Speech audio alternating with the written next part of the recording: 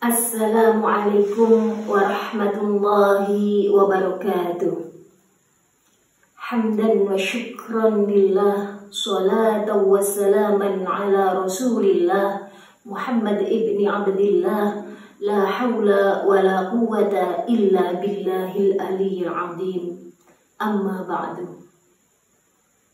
Sahabati Fatayat dimanapun berada, kita sebagai makhluk sosial, makhluk yang diciptakan Allah untuk bisa hidup berdampingan dengan manusia yang lain, kita diperintahkan untuk berdakwah. Kita diperintahkan untuk menyeru kepada masyarakat di sekitar kita, untuk mengajak di sekitar kita melakukan perintah Allah dan menjauhi semua larangan Allah. Dalam hal ini disebut dengan berdakwah. Untuk itu saya Nuriyati dari PAJ Fatayat Borno akan menyampaikan tentang perempuan dalam dakwah kebaruan. Kama qala Allah Ta'ala fil Qur'anil Azim, a'udzu billahi minasy syaithanir rajim. Bismillahirrahmanirrahim. Ud'u ila sabili rabbika bil hikmati wal mau'izatil hasanah wajadilhum billati hiya ahsan. Inna rabbaka huwa a'lamu biman dhalla 'an sabilihi wa huwa a'lamu bil muhtadin. Shadaqallahul azim. Maha benar Allah dengan segala firman-Nya. Sahabati, dari paparan ayat di atas kita bisa ambil kesimpulan bahwa setiap manusia mempunyai kewajiban untuk berdakwah. Setiap manusia mempunyai kewajiban untuk memberi suri tauladan kepada manusia yang lain.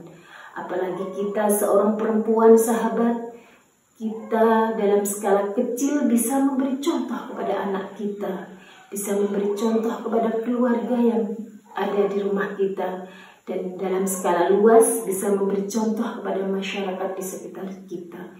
Itu juga termasuk ibadah.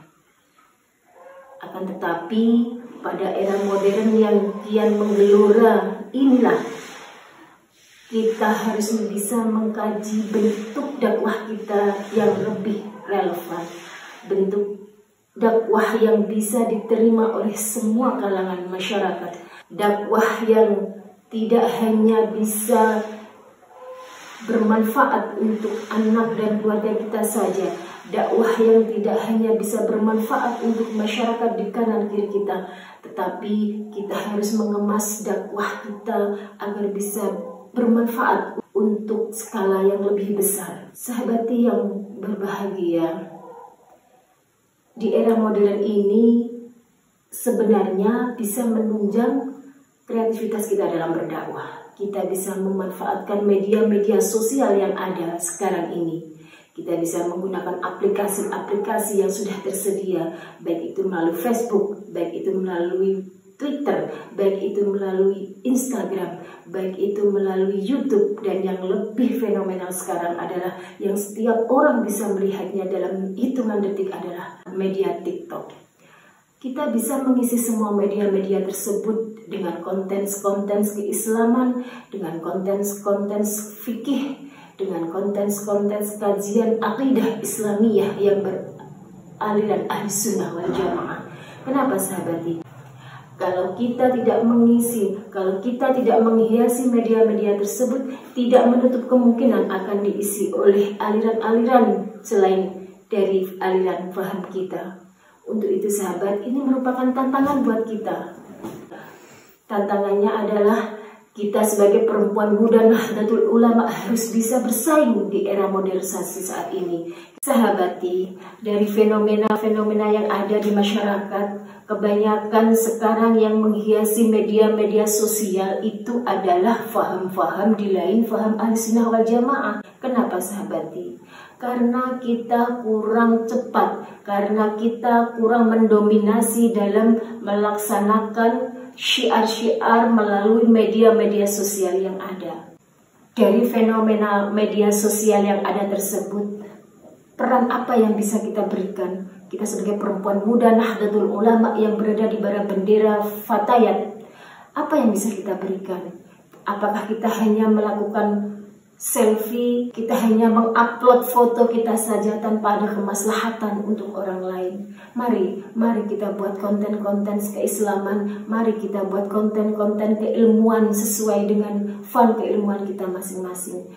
Mari kita buat konten-konten yang berakhlakul karimah, mencerminkan aqidah ahli sunnah wal jamaah an-nahdiyah.